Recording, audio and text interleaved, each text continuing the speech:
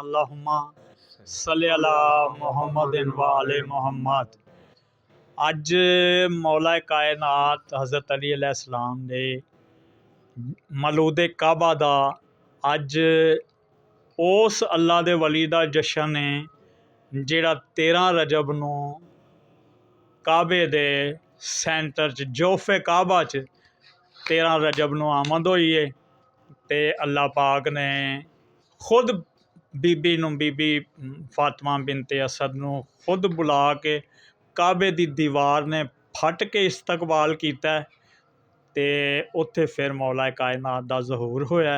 आए ने ते 13 रजब नूं आए ने ते 2-3 दिन 15 रजब तक उन्होंने कोई चीज़ ना खाधी है, ना रोए ने, ना बोले ने। जदों काबे दे अंदर आके आका मौला मुहम्मद मुस्तफ़ा सल्लल्लाहु अलैहि वसल्लम ते आए ने, तशरीफ़ ले आए ने। बीबी फातिमा बिनते असद ने अल्लाह दे नबी नूं मुबारक दिती है, ए मुहम्मद सल्लल्लाहु अलैहि वसल्लम तुहाडा भाई तुहाडा वसी आ गया, हुण तुसीं तुहानूं मुबारक होवे।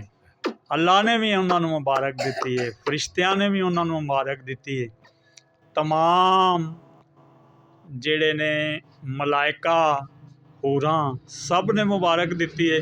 तो जिस तरह अरशां फरशां ते जशन होया, असी भी अपनी छोटी जी कोशिश की है कि असी भी इस जशन दे विच अपना हिस्सा पाइए।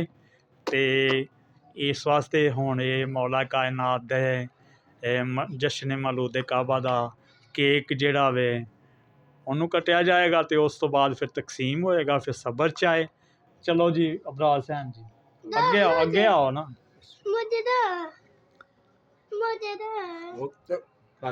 हुण ना बोल ऐसे हाथ कर लो जी सारे नेड़े। अल्लाहुम्मा सल्ली अला